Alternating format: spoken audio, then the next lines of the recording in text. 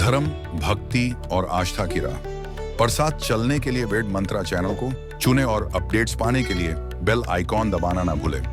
अतुलित बलधामं हेम शैलाभ देहं धनुजवन किशानुं ज्ञानी नाम अग्रगण्यं सकल गुण निधानम वानराणामधीशं रघुपति प्रिय भक्तम बात जातम नमामि। जय श्री राम, जय बजरंगबली। दोस्तों बजरंगबली के बिना कोई भी त्योहार हो, कोई भी उत्सव हो, अधूरा रहता है। दीपावली हम लोग मनाते हैं, इतना हमें मालूम है कि भगवान राम रावण का वध करके 14 वर्ष का वनवास पूरा करके अयोध्या आते हैं। उस समय हम दीपोत्सव करते हैं, यानी दिवाली मनाते हैं, उत्सव मनाते हैं। लेकिन इस दीपावली में सिर्फ इतना नहीं है कि भगवान राम आए, 14 वर्ष पूरा करके अयोध्या लौटे, इस खुशी में हम दिवाली मनाते हैं। इसका सिर्फ इतना कारण नहीं है, इसमें सबसे बड़ा रोल अगर कोई अदा किया है तो बजरंगबली क्या है। आज बजरंगबली की वजह से ही हम दीपावली मना पाते हैं। अगर बजरंगबली नहीं होते दिवाली हम नहीं मना पाते। मैं आपको बताता हूं, थोड़ा ध्यान से सुनिएगा और दिल लगा के सुनिएगा, दिमाग लगा के सुनिएगा। दोस्तों, जब भगवान वन को जा रहे थे चित्रकूट में, भगवान रामचंद्र जी ने भरत जी को वचन दिया था कि मैं 14 वर्ष से एक घड़ी भी ज्यादा नहीं होगा, मैं अयोध्या वापस आ जाऊंगा। और भरत जी ने कहा था कि भैया अगर आप एक घड़ी भी विलंब किए तो मैं अपना शरीर त्याग दूंगा। भगवान राम विचलित हो गए थे, बोले नहीं भरत, मैं एक सेकंड भी ज्यादा नहीं होने पाएगा, 14 वर्ष के अंदर ही मैं आ जाऊंगा। और इसी उम्मीद से भरत जी नंदीग्राम में कुटिया बना के उनका इंतजार कर रहे थे। और लास्ट दिन था, अंतिम दिन था, अंतिम समय चल रहा था जब भगवान राम पुष्पक विमान से लंका से वापस अपनी सेना को लेके वापस आ रहे थे। और उन्होंने जाते समय जब अयोध्या से जब जा रहे थे वन को, तो भरद्वाज मुनि आश्रम यानी कि जो कि प्रयागराज में है, उनके आश्रम में गए थे और उनसे कहे थे कि मुनि जी मैं वापसी में आपसे मिलके वापस तब अयोध्या जाऊंगा। तो भगवान को अपने वचन की याद थी कि मुझे भरद्वाज जी से भी मिलना है।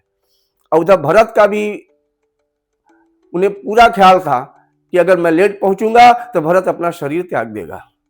भगवान के दिमाग में दोनों बातें थी, लेकिन भरद्वाज जी से मिलना भी आवश्यक था। तो पुष्पक विमान जब प्रयागराज पहुंचता है और भरद्वाज जी मुनि के आश्रम में जब भगवान पुष्पक विमान से नीचे उतरते हैं, तो उन्हें ध्यान आता है कि मुझे भरत के पास संदेशा भेजना है। तो तुरंत हनुमान जी से कहते हैं, हनुमान तुम तुरंत इस समय अयोध्या जाओ और भरत जी से जाके बताओ, उनको सूचना दो कि मैं आ चुका हूं, भरद्वाज जी के आश्रम तक पहुंच चुका हूं, मैं वापस आ रहा हूं। नहीं तो पागल अपना शरीर त्याग देगा, बहुत पागल है वो, मेरी मोह में जरा भी बर्दाश्त नहीं कर पाएगा, उसे यकीन नहीं होगा कि मैं आ रहा हूं। और जब तुम जाओगे, जब तुम बताओगे तो वह 100% भरोसा कर लेगा कि मैं प्रयागराज तक पहुंच चुका हूं। और इधर भरत जी चीता सजा के रेडी थे कि अपना शरीर त्यागने के लिए। और गुरु वशिष्ठ जी भरत जी को बार बार समझा रहे थे कि नहीं भरत, थोड़ा सा और इंतजार कर लो, थोड़ा सा और इंतजार कर लो। लेकिन भरत जी मानने को तैयार नहीं थे। एकदम सब कुछ रेडी था, पूरा चिता तैयार था कि मैं शरीर त्यागने जा रहे थे भरत जी।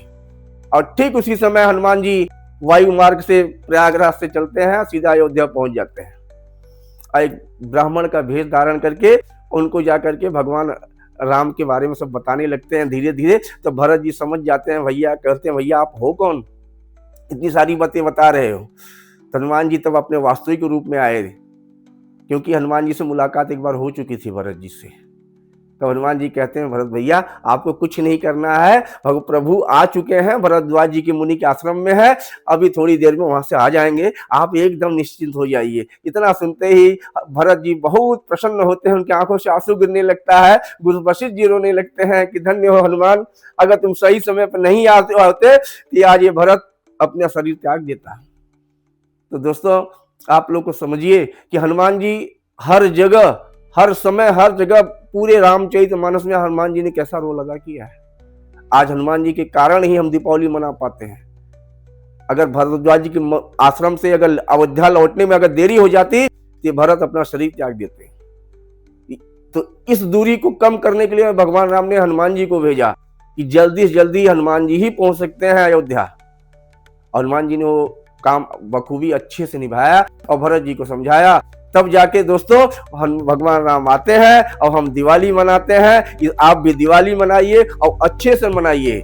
जय जय श्री राम, जय बजरंगबली।